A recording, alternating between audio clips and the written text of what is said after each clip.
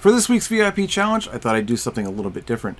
This time, it's kind of a free-form solo. It's not really about speed this week. It's about connecting lots of different things using several different techniques kind of back to back. So I really just want to challenge you in using your skills together. You'll notice I am using a 7-string. I didn't use the 7th string at all in this. This is just the guitar I felt like playing today. So this is entirely E standard tuning, 6-string friendly. We're at 135 BPM throughout the whole thing up until the end when we slow down, but just take it as slow as you need to. Work through it a piece at a time. Take note of the way that the different patterns work together. Take note of where I'm purposely switching to another position and how the different fingering that I used plays into it, because it was all very deliberate. Keep an eye out for different uses of arpeggio patterns, and there's even a little bit of hybrid picking. So really, this is all about pulling all the stops and using as many different techniques and fretboard patterns as you possibly can. And once again, purposely doing it in a little bit more of an obscure key. This time it's F minor, which, once again, like last week, it's a half step away from what would have been a very normal guitar key, E minor. But we're not going to be dealing with anything related to open strings, because once again, I want you to get used to how far apart the notes are from each other and pay close attention to the scale degrees of the scale that you're playing in. Again, F, harmonic minor, that means F is note number 1. Think about what the 5th of F is, right? F, G, A flat, B flat, C, okay? Even if you don't know which notes are sharps and flats in this, okay? It's all flats, by the way. The thing you want to pay attention to is just the alphabetical order.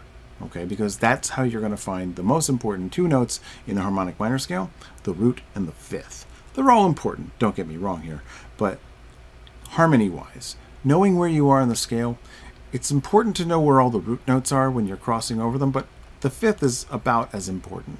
You can find your way around in the scale as long as you can locate which notes are your roots and your 5ths as you touch on them. And they're a really big part of writing in harmonic minor. So as you learn the tab, which if you're watching this on Patreon, it's right below. If you're watching this on YouTube, go over to Patreon. You'll see the link above. And then go get the tab, because this is something that's going to really help your overall playing, your fretboard knowledge, your understanding of how a solo is written, and how to connect different types of techniques together so that you're not just doing tricks. That's really a big part of writing solos and becoming a good guitar player, is not relying purely on one-off tricks. That's really what Shred Mentor is about, is to train you to become a real musician and use your skills together. And the best way to do that is purposely put them together. Purposely write things and play things that cause you to use your different skills together so that you can encounter that transition, probably trip over it a few times, and figure out a way to blend them together. And the more ways that you come up with to use your different skills together, the more you'll be able to just do any of them at any given time you want. And if you feel like you're making some progress on it, record a video of yourself and upload it to the Shred Mentor Discord. Or if you don't want anybody else seeing it, you can always send it to me on Patreon in a private message. But just put it up on YouTube. It can be unlisted unless you really feel like you're doing great, then put it out there for the world. Just I ask that you do link back to this. And of course, if you're watching this here on Patreon, the tab is below. And if you're watching this on YouTube, go over to the Patreon and get a hold of the tab.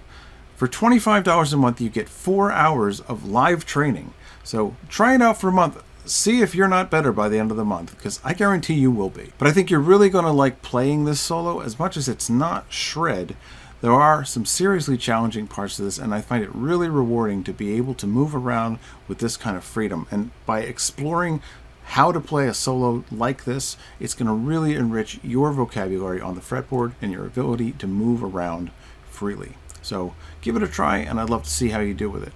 Rock on till next time.